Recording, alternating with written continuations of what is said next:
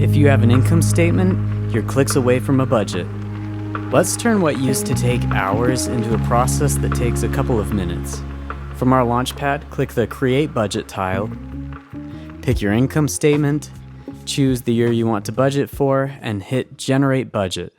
From there, the system pulls in your prior year actuals and auto-builds a complete draft budget. Next time you refresh, the tile updates from Create Budget to Review Budget. Jump in and you'll see your income statement categories, prior year actuals, an executive target number, and a recommended budget. Right-click any number to drill down and see exactly where it came from. Fields in green can be edited so you can make quick updates, adjust for expected growth, shift around seasonal trends, or apply any other insights your team comes up with. Once it's dialed in, hit Save and Recommend to lock in your new budget. From here, you can create as many versions as you'd like, making it simple to explore scenarios or adjust as plans evolve. And there you have it.